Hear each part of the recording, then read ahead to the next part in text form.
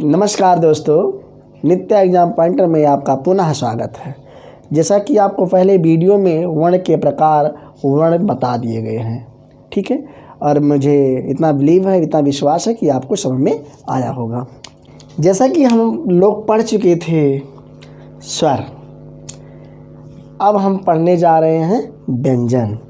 स्वर को भली भांति प्रकार से आप लोग समझ चुके होंगे। आज हम व्यंजन का चर्चा करेंगे। हम और आप दोनों लोग मिलकर के आज व्यंजन के बारे में पढ़ेंगे, ठीक है। चलिए, व्यंजन क्या होता है इतना तो आपको बता ही दिया गया था।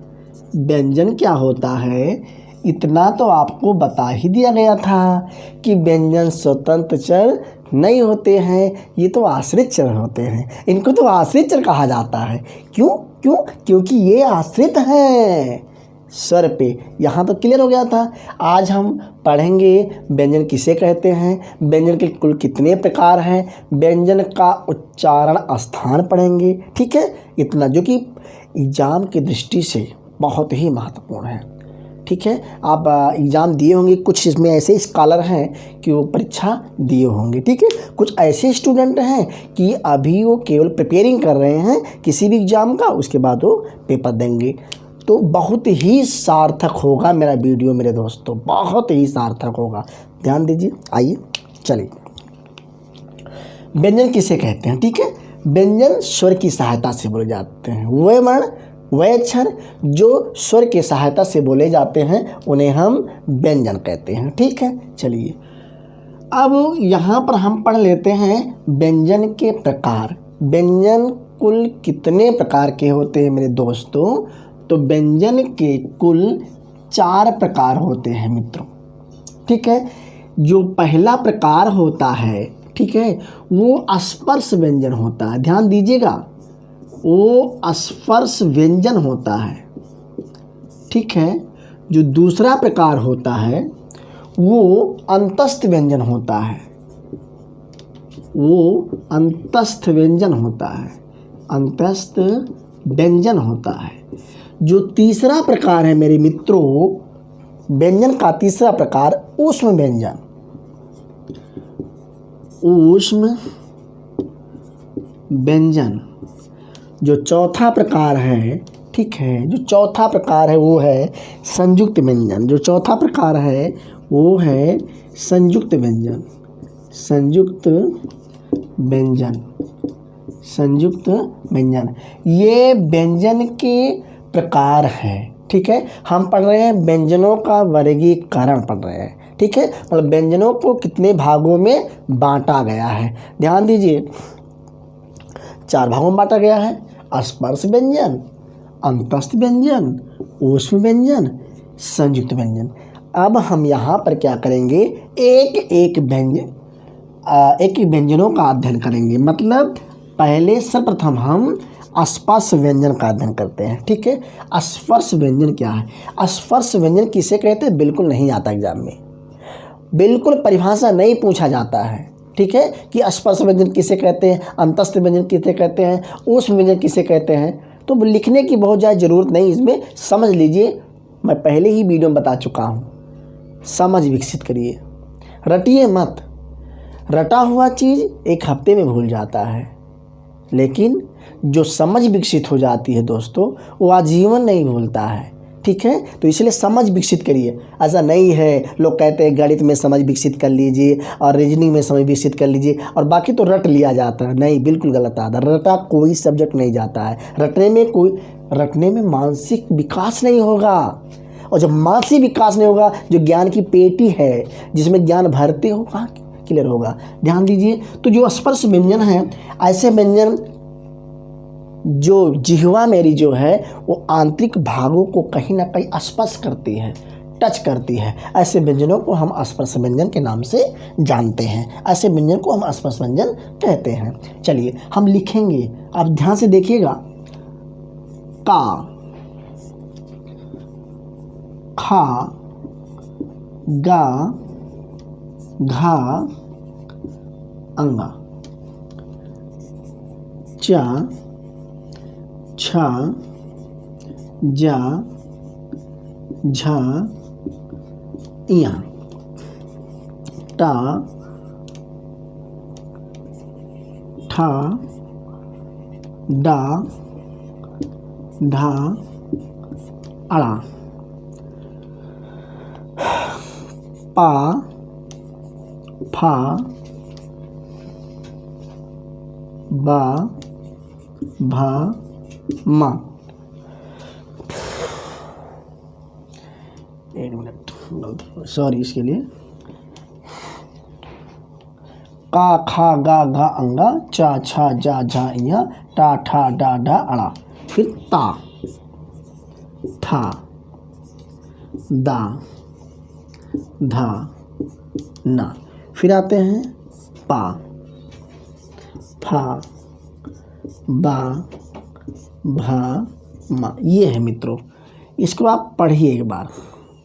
अगर आप पढ़ेंगे, अगर आप काउंट करेंगे तो ये देखेंगे का खा गा घा अंगा, चा छा जा झा इया, टा ठा डा ढा अड़ा। ठीक है, अब देखिए ता था दा धा ना, पा फा बा भा मा। ये जितने भी व्यंजन हैं ये सब कैसे व्यंजन हैं? स्पर्श व्यंजन है। ठीक है, स्पर्शी व्यंजन है। कैसे व्यंजन है? स्पर्श व्यंजन है। ठीक है, ये सभी व्यंजन क्या करते हैं? हमारे मुंह के अंदर के जितने भी भाग हैं कहीं ना कहीं टच करते हैं। ठीक है, अब पूछ लिया जाता है स्पर्श व्यंजनों की कुल संख्या कितनी है? बहुत पूछा गया है। आप विगत वर्षों का पेपर देखिए, चाहे वो यूपीपी का हो, चाहे वो रेलवे का हो, चाहे वो जो है क्या कहते हैं यूपी टेट सीटेट का हो। ठीक है, यहाँ तक पीसेस में प्रश्न पूछे गए हैं। आप विगत वर्षों का पेपर उठाइए, यूथ वगैरह का आता है, देखिए बहुत पूछे जाते हैं प्रश्न। गिन लेते हैं। का खा गा घा अंगा, इस रो में कितने लेटर आ रहे हैं? 5 आ रहे हैं। ऐसे इसमें भी 5 आ रहे हैं, इसमें भी 5 आ रहे हैं, इसमें भी 5 आ रहे हैं और इसमें भी 5 आ रहे हैं। काउंट कर लो, 5 10 15 20 25। तो कुल स्पर्श व्यंजनों की संख्या कितनी हुई दोस्तों? 25। बहुत पूछा जाता है स्पर्श व्यंजनों की संख्या कुल कितनी होती है? आप बताते हो 25। और इसको ये भी कह सकते, आप कह सकते हो का वर्ग, या कह सकते हो कु चू टू तू पू। कु चू टू तू पू, का वर्ग चा वर्ग टा वर्ग ता वर्ग पा वर्ग कह सकते हो।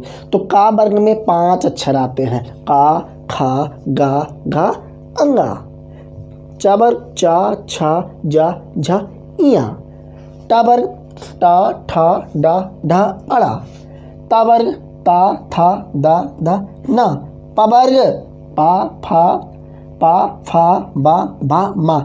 इस प्रकार स्पर्श व्यंजनों की कुल संख्या 25 हुई। समझ में आ गया? चलिए आगे देखते हैं। अब प्रश्न ये पूछा जाता है कि इसका उच्चारण स्थान क्या है?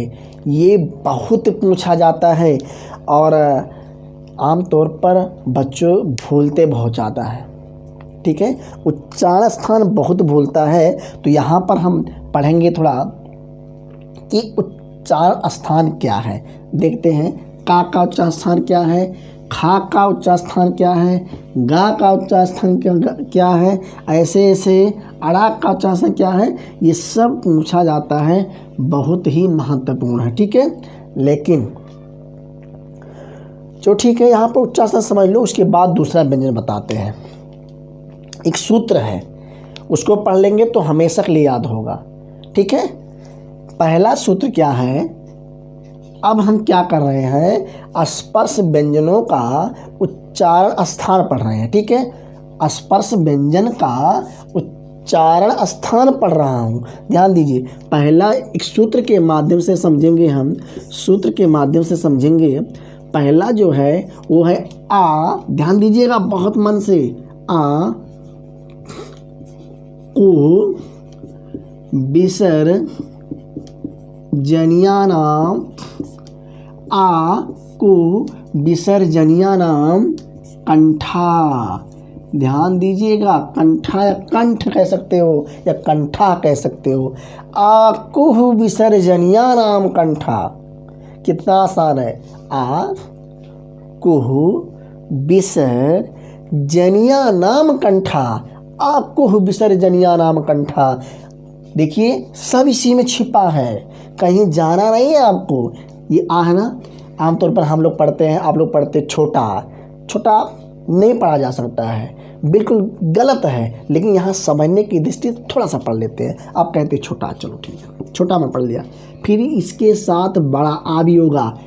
जो मैं बोल रहा हूँ ना बिल्कुल गलत है, ऐसा नहीं बोलना चाहिए, लेकिन मैं समझा रहा हूँ आपको, समझिए। इसको बोलते छोटा बड़ा है, या आप भाई कोई बात नहीं, आप समझ सकते हो, आप कह सकते हो आ। ये देखिए कु आ गया ना, मैं कहा था कु आएगा, तो कु मतलब 5 अक्षर आएंगे, का खा गा घा अंगा। तो कु आ गया ना, तो हम लिख लें कि ना लिखें, लिख लेते हैं का खा गा घा अंगा। अब देखो ये भी हो गया, ये भी हो गया, हुआ ना, हो गया। अब ये हा आ गया, हा भी आ गया। चलिए अब इतना का उच्चारण स्थान कंठ से होता है। देखो आ नहीं कह पा रहा हूँ ना, ये जो कंठ है ना, अगर ये कंठ नहीं रहेगा तो इसका उच्चारण स्थान हम सरलता से, शालीनता से नहीं कर सकते हैं, गलत हो जाएगा। मित्रों मेरी बात बहुत गौर से सुनिएगा, ठीक है, समझ विकसित करिएगा। और हाँ, जरा सा समस्या होगा, किसी भी बच्चे को, किसी भी दोस्त को अगर जरा सा समस्या होगा तो वीडियो देखने के बाद कमेंट में आप उस समस्या को भेजिएगा, उस प्रश्न को भेजिएगा, दीजिएगा, तत्काल समाधान होगा। आपके प्रश्नों का उत्तर तत्काल दिया जाएगा मित्रों। तो ध्यान दीजिए, आ का खा गा घा अंगा और हा का उच्चारण स्थान किससे होता है? कंठ से। अब ठीक है, अभी मैं क्वेश्चन भी बना देता हूँ। चलिए इतना तो समझ गए आप लोग। अब दूसरा क्या है,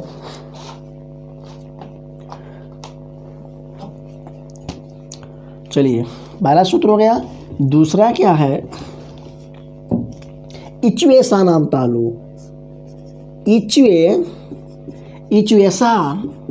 इचवेसा नाम तालु, ध्यान दीजिएगा, इचवेसा नाम तालु।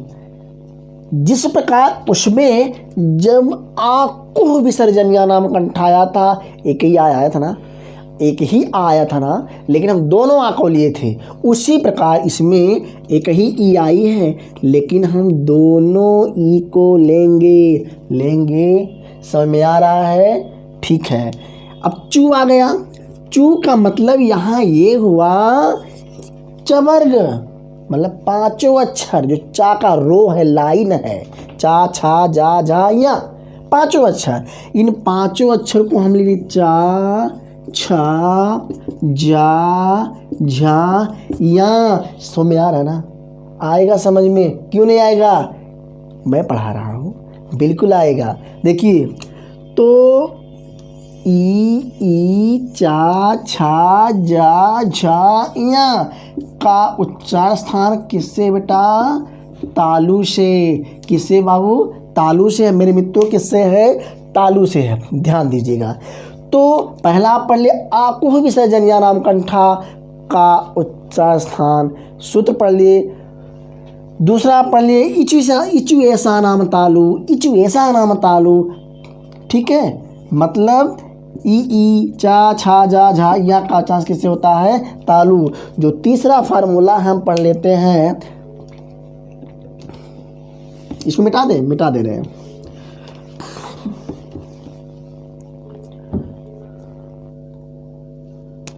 चलो तीसरा हम पढ़ लेते हैं रीति रसाड़ा मूर्धा।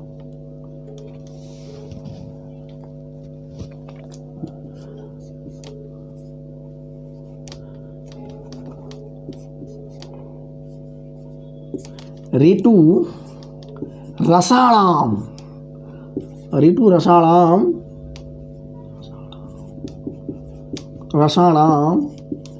मूर्धा। ऋतु रसाणाम मूर्धा मेरे दोस्तों, ये तीसरा सूत्र है। री आया, बोलो, री आया ना। टू का मतलब टवर्ग, टू का मतलब टा का जो रो है, जो टा का है, टा ठा डा ढा अड़ा, लिख लेते हैं। टा ठा डा ढा अड़ा। अब आप थोड़ा सा ध्यान देंगे, एक शब्द और बीच में आया है, ये सा मान लेते हैं।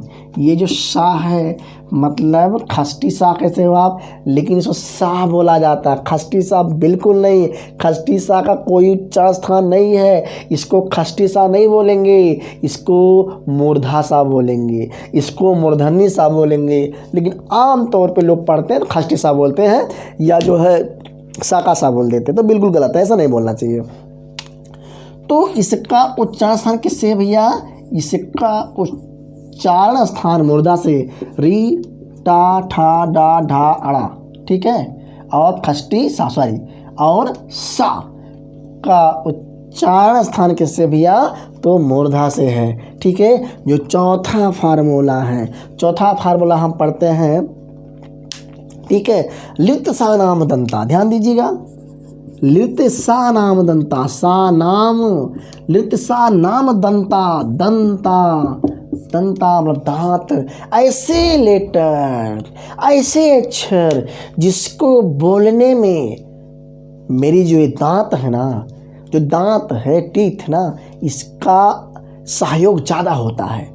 अगर देखिए, आप देखे होंगे जो गांव के लोग होते हैं, जो बुजुर्ग लोग होते हैं, जो वृद्ध लोग होते हैं, वो जब उनकी दांत टूट जाती है, बहुत ज़्यादा वृद्ध हो जाते हैं, तो बोलते हैं तो उनकी आवाज़ स्पष्ट नहीं होती है।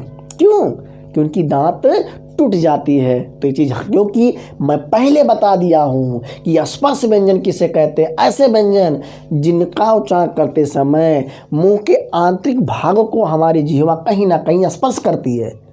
तो मेरे मुंह के अंदर ही तो दांत है ना। तो उसी प्रकार समझने का प्रयास करिए। लित सा नाम दंता, ठीक है,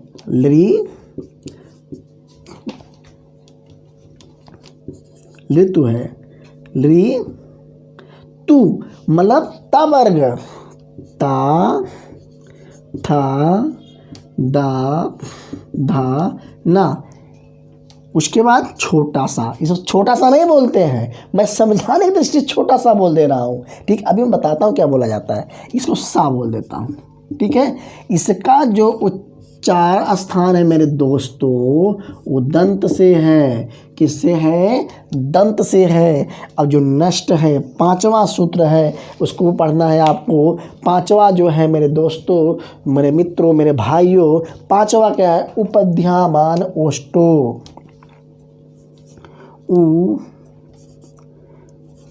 उपध्यामान ओष्ठ, ओष्ठ कह सकते हो, ठीक है, जो पांचवा है। अब पांचवा जो है इसमें हम कर देते हैं, ध्यान दीजिएगा, इधर लिख देते हैं उ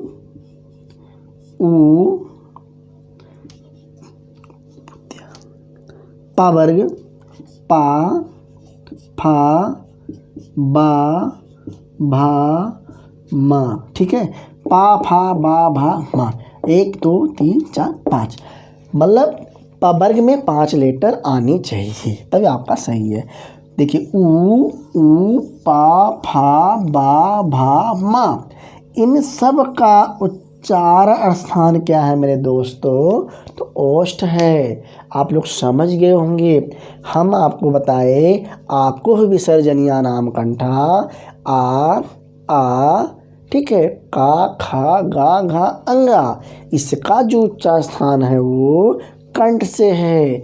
फिर मैं आपको बताया दूसरा फार्मूला, क्या बताया? इचवे सा नाम तालु, ई चा वर्ग टोटल, पूरा चा वर्ग, पूरा चा छा जा झा इया, ठीक है, चा छा जा झा इया, और सा जो सलगम पढ़ते हो वो वाला सा उसका भी उच्चारण स्थान किससे है?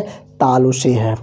फिर तीसरा मैं आपको बताया ऋतु रसाड़ा मुर्दा, री टा ठा डा ढा अड़ा, और एक रसा ये सा, ठीक है, ये सा, ये वाला सा, ठीक है, इसका उच्चारण किससे है? मूर्धा से है। जो चौथा बताया लित सा नाम दंता, ली तो सा नाम दंता, ता वर्ग ता था दा धा ना, ता था दा धा ना, इस और ये वाला सा देखिए ये सा आया है, तो इसका भी इस वाले सा का भी उच्चारण दंत से होगा, मतलब दंत से होगा। अब उपविद्यमान ओष्ठो छोटा ऊ सॉरी ऊ ऊ ऊ ऊ पा फा बा भा मा, पा फा बा भा मा, इसका जो स्थान है ओष्ठ है। मेरे प्यारे मित्रों दोस्तों, आप समझ गए होंगे, आप भली भांति समझ गए होंगे इसका उच्चारण किससे है? ओष्ठ से है। चलिए अब आगे के जो दूसरा व्यंजन है उसको पढ़ते हैं। अभी तक हम पढ़ रहे थे स्पर्श व्यंजन, जो दूसरा वाला भाग है व्यंजन का, क्योंकि मैं बताया था ना कि व्यंजन का कितना भाग है, बताया था, बताइए कितना बताया था। देखो अगर आप लोग कमेंट नहीं करोगे, अगर आप लोग मुझे मोटिवेट नहीं करोगे कैसे बताएंगे? अभी मैं बताया था, बताइए क्या बताया था? दूसरा वाला मैं बताया था भैया अंतस्थ व्यंजन, बताया था ना। दूसरा क्या बताया था भैया? अंतस्थ व्यंजन, अंतस्थ व्यंजन दूसरा बताया था, अंतस्थ व्यंजन बताया था भैया। अंतस्थ व्यंजनों की संख्या 4 होती है, बस इतना पढ़ लीजिए, इतना पढ़ लीजिए, अंतस्थ व्यंजनों की संख्या 4 होती है, इतना पढ़ लीजिए। आप सफलता पाने के लिए इतना ही पढ़ लीजिए। सफलता तभी मिलेगी जब पढ़ना, नहीं पढ़ोगे कुछ नहीं होने वाला है, ना तो कभी हुआ है बिना संघर्ष किए और ना होगा, ये जान लीजिए। तो अंतस्थ व्यंजन की संख्या कितनी है? 4 में समझ ले तो कौन कौन अंतस्थ व्यंजन है? या रा ला वा, ये अंतस्थ व्यंजन है। या रा ला वा, आप समझ गए। अंतस्थ व्यंजनों की संख्या कितनी होती है? तो अंतस्थ व्यंजनों की संख्या 4 होती है, या रा ला वा। अब जो तीसरा व्यंजन है मैं आपको बताऊं, तीसरा क्या है? ऊष्म व्यंजन है। क्या भैया? ऊष्म व्यंजन है। तीसरा कौन सा व्यंजन है?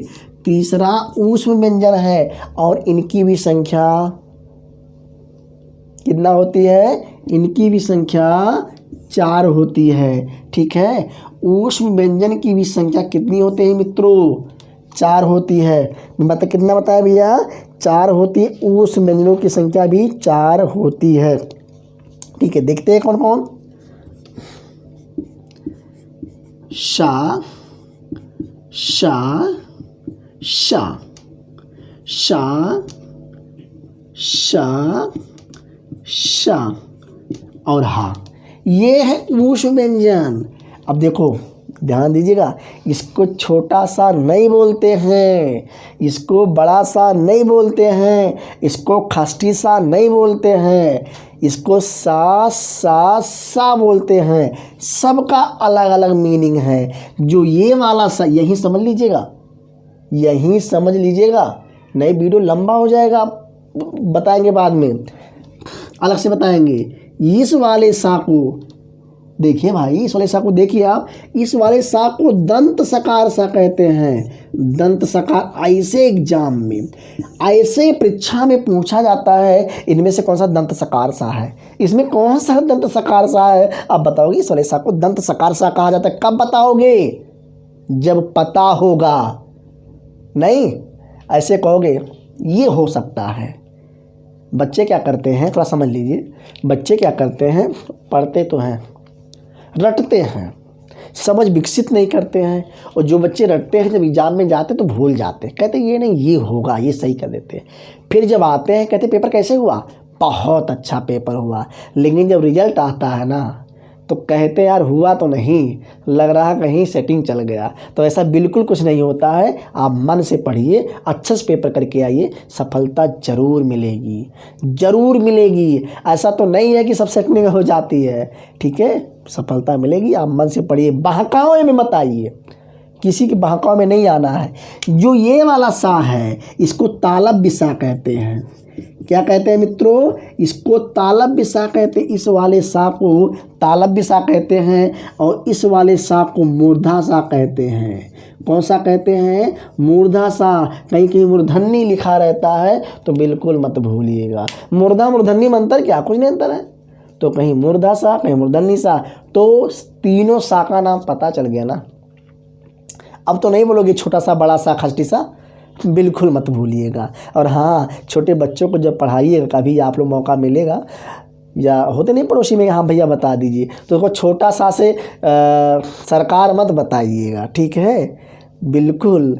या इससे बड़ा सा मत बोलिएगा इसको, ऐसे कि बेटा ये दंत सकार सा है, ये तालब भी सा है और ये मूर्धा या मूर्धन्य सा है। इतना क्लियर हुआ। नेक्स्ट हम पढ़ेंगे, मैं आपको बताया था कि जो व्यंजन है, व्यंजन के 4 प्रकार होते हैं, बताया था। तो स्पर्श व्यंजन हो गया है ना, अंतस्थ हो गया ना, ऊष्म हो गया ना। अब हमको पढ़ना संयुक्त व्यंजन, बहुत इम्पोर्टेंट। अभी तक व्यंजनों में से सबसे इम्पोर्टेंट महत्वपूर्ण व्यंजन संयुक्त व्यंजन।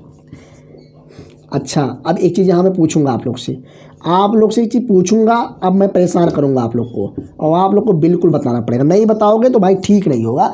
मेहनत बहुत कर रहा हूँ, आप भी मेहनत करिए, मेरे साथ दौड़िए, देखता हूँ कौन तेज दौड़ता है। देखिए, जो ये संयुक्त व्यंजन है, संयुक्त व्यंजन भी 4 प्रकार के होते हैं। तो याद है, नहीं करना है, याद हो गया, समझ विकसित हो गई, याद हो गया। स्पर्श व्यंजन 25, सर तो बता रहे आपको, क्या सर बताए थे, स्पर्श व्यंजन 25, कुछ नहीं याद करना। अरे भाई, व्यंजन 4 भाग होता है, ये तो हम पहले बता दिए ना, व्यंजन के 4 भाग होते हैं, कोई दिक्कत नहीं है। स्पर्श व्यंजन आपको पता ही 25 होते हैं, बाकी अंतस्थ भी 4, यार अलावा अंतस्थ, उसमें भी 4, यार अला उसमें भी 4, सा सा सा हा, दंत सकार सा, तालब भी सा और मूर्धन्य सा, ठीक है। हा को हम छोड़ देते हैं, हा भी है, हा को हा ही बोला जाता है, इसलिए मैं छोड़ रहा हूँ, हा को हा ही बोला जाता है। नेक्स्ट आ गया संयुक्त व्यंजन। अच्छा, अब थोड़ी सी बताओ, क्या आप लोग संयुक्त स्वर के बारे में पढ़ाया था ना? अगर नहीं पढ़े होगे तो प्लीज़ आप लोग हिंदी का पहला वीडियो ज़रूर देख लीजिएगा, ठीक है, जो है जिसका थंबनेल है वर्ण और उसके प्रकार, उसको ज़रूर देखिएगा। बहुत गजब का समझाया गया है, बहुत आनंद आएगा, ठीक है, समझ में आ जाएगा। जिस प्रकार संयुक्त स्वर होते हैं उसी प्रकार संयुक्त व्यंजन भी होते हैं। और संयुक्त स्वर और व्यंजन में क्या अंतर है? अंतर यही है कि वो 2 स्वर मिलकर के संयुक्त स्वर का निर्माण करते हैं, ये 2 व्यंजन मिलकर के संयुक्त व्यंजन का निर्माण करेंगे। मुझे तो नहीं लगता है कि आप लोग को कोई समस्या हो रही होगी, मुझे तो लगता है आप लोग समझ रहे होंगे ना।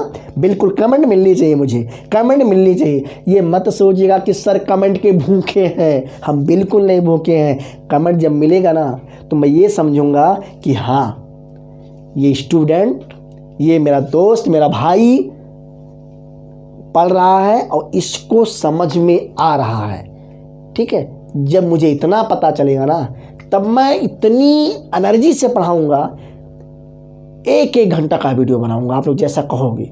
जो टॉपिक आप सेलेक्ट कर दो कि सर मुझे ये पढ़नी है, मैं वो पढ़ाऊंगा। लेकिन एक बार मेरे कहने से आप लोग एक सीरीज जो होता है हिंदी का, किसी भी सब सीरीज पूरा पढ़ डालो, ठीक है, उसके बाद रिवीजन करना रहता है। चलिए, तो संयुक्त जो व्यंजन हैं ये भी 4 प्रकार के होते हैं। कौन कौन मित्रों, आप लोग को पता होगा कौन कौन से व्यंजन हैं? चलिए हम देखते हैं। छत, त्रक, ज्ञा, स्रा। आप पढ़ते हो छत, त्रक,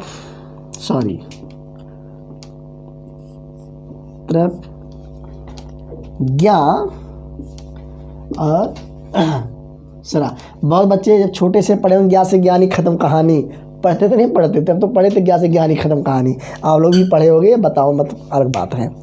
ये देखिए, अब जो ये छा है ये भी 2 लेटर से मिलके बने हैं। जो छा है ये भी 2 लेटर से मिलके बने हैं। कौन कौन लेटर से, आइए हम देखते हैं। का प्लस शा, कौन सा शा, मूर्धन्य शा। और जो पहला लेटर का, इसके नीचे हल रहेगा, इसके नीचे हल रहेगा। आम लोग पे लोग कहते हैं हलंत, हल को या हलन को दोनों, इस हल को या हलन को दोनों का मतलब एक ही है। और हल का मतलब होता आधा अक्षर, हल का मतलब क्या होता है, आधा अक्षर। अब ये जो है ये भी 2 अक्षर से मिलकर बना, 2 वर्ण से मिलकर बना है। ता, ता नहीं है, ता है, ता में तकली, तकली वाला ता, ठीक है। ता प्लस रा, इसके नीचे भी हल है, मतलब आधा अक्षर, मतलब हाथा अक्षर। ज्ञा देखिए, ये कर दीजिए जा प्लस या, इसके नीचे क्या कर देंगे, देखिए खत्म। सब पता है, किसको नहीं पता है, इसके नीचे हल हो जाएगा आधा अक्षर। सरा को बनाते हैं, ये देखिए ये भी सा है, ये वाला सा, ये तालब वाला सा रहेगा यहाँ मित्रों, तालब वाला सा रहेगा। ये सा और प्लस रा, ये क्या हो गया, ये भी सरा। दोस्तों भाइयों, जो संयुक्त स्वर हैं वो भी 4 प्रकार के होते हैं। छत्र ज्ञा सरा, छत को 2 लेटर से मिलकर बनेंगे, का और सा, लेकिन इस का के नीचे हल रहेगा। और कौन सा सा रहेगा, मूर्धन्य सा रहेगा। त्रा, ता प्लस रा, और ता के नीचे हल मतलब आधा ता। ज्ञा जा प्लस या, इसके नीचे हल रहेगा। तालब वाला सा प्लस रा से सरा का बड़ा होता है, इसके नीचे हल रहेगा। मित्रों आपको समझ में आ गया होगा। बिल्कुल, मैं जितना मेहनत कर रहा हूँ आप भी मेहनत करिए। अगर आप आधा घंटा मेरे साथ मेहनत करते हो ना, मेरे लिए मेहनत करते हो ना, पढ़ते हो, मैं आपके लिए 4 घंटा मेहनत करूँगा। मेरा यह दावा है, मैं प्रॉमिस करता हूँ, मैं दावे से कभी मुकरता नहीं हूँ, जो कहता हूँ वो करता हूँ। ठीक है, चलिए ये व्यंजन भी हो गया। अब थोड़ा सा मुझे और समझ लेना है, ठीक है। अगर इसी भाग में मैं उसको बता दूंगा तो ठीक रहेगा, नहीं अगला वीडियो जो बनेगा ना उसमें ज़्यादा वो लेंदी हो जाएगी, समझ नहीं मिलेगा। मित्रों जैसा कि आपको पता है कि नित्या एग्जाम पॉइंटर से आपको हर एक सब्जेक्ट का क्लास प्रोवाइड कराई जा रही है, तो मैं ये भी चाहता हूँ, ठीक है, कि हर एक क्लास को पढ़िए और नोट बनाइए। एक बार नोट बना ली ना पूरी ज़िंदगी काम आएगी। अब कहोगे सर मुझे जॉब लेकर बगल हो जाना ज़िंदगी में, कह रहे आपके बच्चे भी तो होंगे, वो भी तो पढ़ेंगे, रख लीजिएगा सीज करके। ऐसा टीचर कभी ना मिला, ना पाएगा, ना पाओगे आप लोग, समझिएगा। आगे देखिए, आघोष,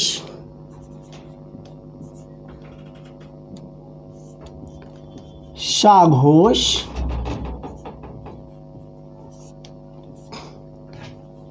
अल्प प्राण, महाप्राण, अल्प प्राण, महाप्राण। देखिए स्पर्श व्यंजन तो आपको बता दिया ना, कितना होता है, 25 होता है स्पर्श व्यंजन। तो हम फिर से एक बार लिख लेंगे, स्पर्श व्यंजन ही लिखेंगे, सारा डाउट क्लियर हो जाएगा। देखिए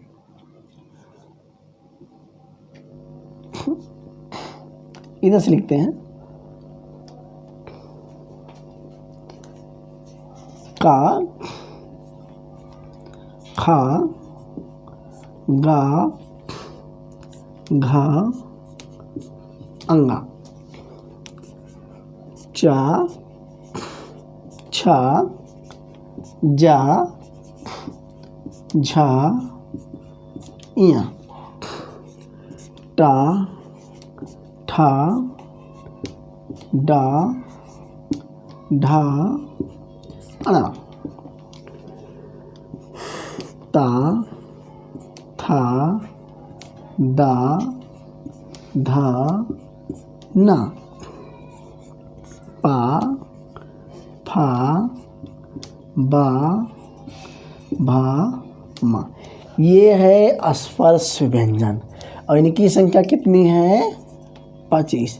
लेकिन अब हम यहाँ पर ये पढ़ रहे हैं घोष, सघोष, अल्पप्राण, महाप्राण, ये पढ़ रहे हैं। देखेंगे चलो भैया देखते हैं क्या है। अप्राण, महाप्राण, घोष, अघोष, इसमें से कौन कौन है। इसको हम लिख लेते हैं 1 2 3 4 5। कितना रो है?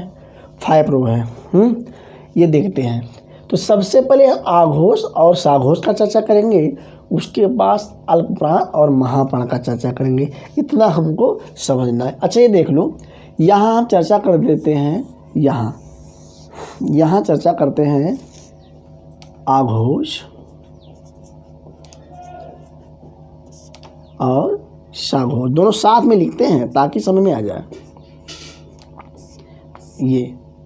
ये आघोष है और ये साघोष। ये आघोष और ये क्या है? साघोष है। अब हम देखेंगे थोड़ा सा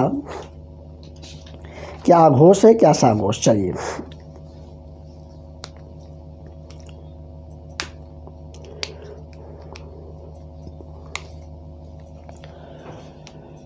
ये देखिए 1 लिखा है और ये 2 लिखा है।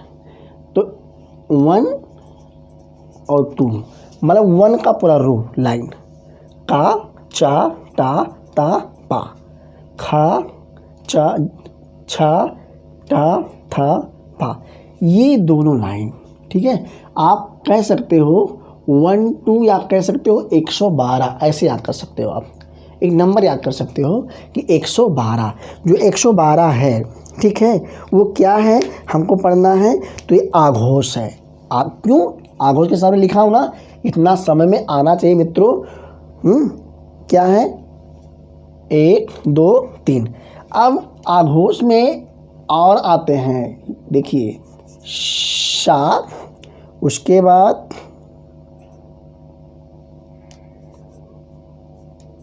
शा, उसके बाद सा, मतलब 12 ये वाला और ये वाला लाइन। ठीक है, का की ये पूरा का के नीचे जितने लेटर हैं और खा के नीचे जितने लेटर हैं, का चा टा ता पा, खा छा ठा था फा, ये पूरा लाइन और ये पूरा लाइन, मतलब 1 2 12।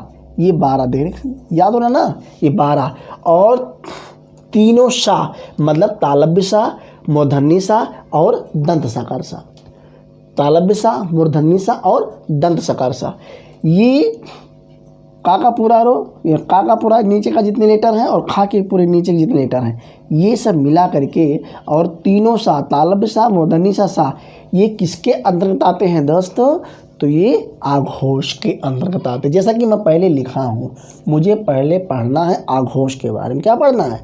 आघोष के बारे में। चलिए अब हमको पढ़ना है साघोष। आघोष हो गया, अब साघोष पढ़ लेना। अब बचा क्या है?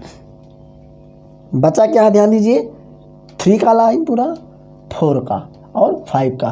3 4 5 लिख देना है इसे, 3 4 5 345। 3 4 5 3 4 5 3 4 5 मतलब 345। उसके बाद जो अंतस्थ व्यंजन है लिख देता हूँ, सभी अंतस्थ व्यंजन यहाँ लिख देता हूँ।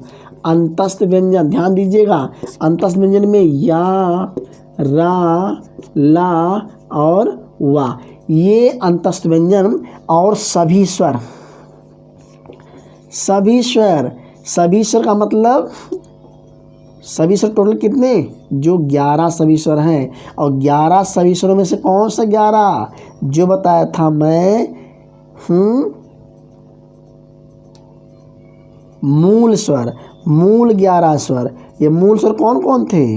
आ ई ए ऐ ओ औ। ठीक है, 1 2 3 4 5 6 7 8। उसके बाद अंग,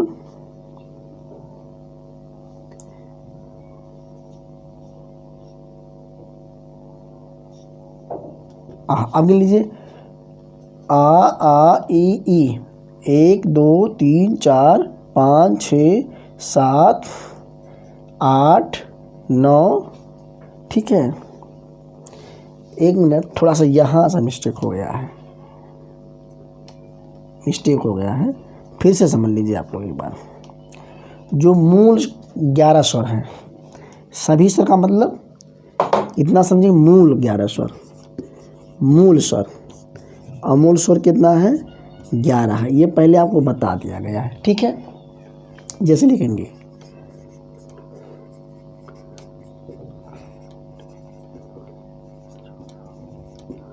ठीक है,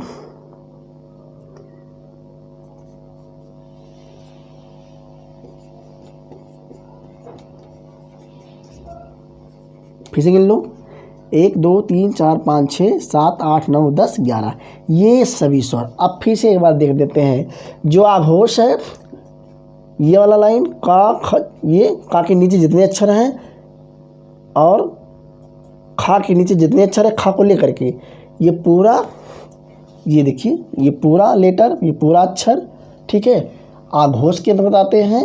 और तीनों सा, ऊष्म सा जिसे बोलते हो, दंत सकार सा, मूर्धन्य सा, तालव्य सा, ये तीनों आघोष के अंतर्गत आते हैं। लेकिन फिर ये वाला लाइन देखो, ये वाला लाइन, ये देखो, ये गा के नीचे, घा को लेकर जितने भी लेटर हैं, ये वाला देखो, ये वाला पूरा लेटर, ठीक है, मतलब 345, 3 4 5 यहाँ डिजिट में ले दिया हूँ, 345। और अंतस्थ व्यंजन, मैं आपको व्यंजन बताया हूँ, अंतस्थ व्यंजन, ओष व्यंजन, ये सब बताया हूँ। और अंतस्थ व्यंजन कितने हैं 4, या रा ला वा, या रा ला वा, ये चारों अंतस्थ व्यंजन। और सभी मूल स्वर, सभी मूल स्वर कितने हैं 11 है, सभी मूल स्वर अंतस्थ। और 345 जो कोड बना दिया हूँ, ये सब क्या है बाबू, तो ये सब भैया आपका है, ठीक है, सघोष, ये सब क्या है सघोष। अब यहाँ पर हम पढ़ लेते हैं अल्प प्राण और महाप्राण।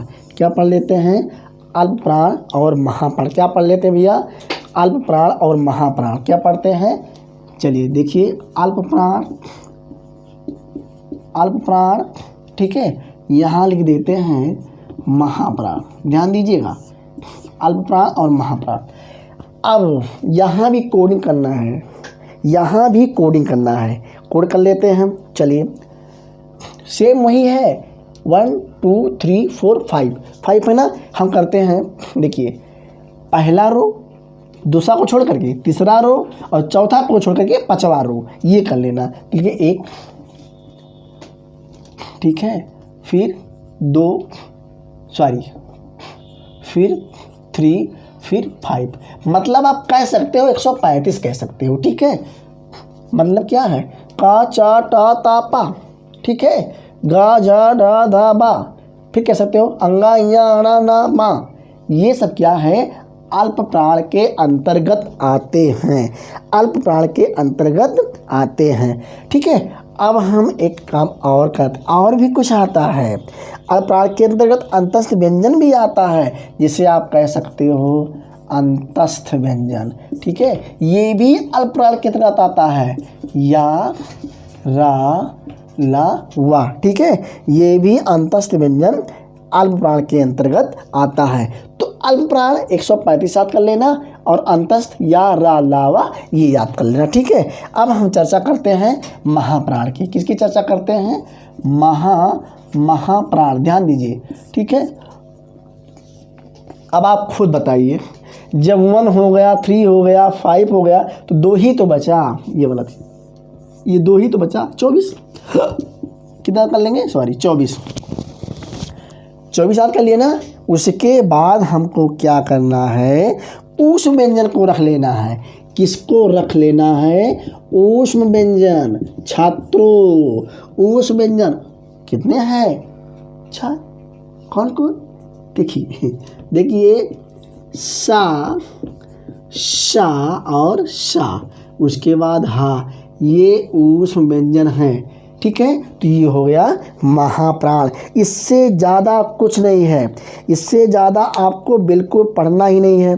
ठीक है, आपका क्लियर हो गया अल्प प्राण और महाप्राण, घोष और अघोष।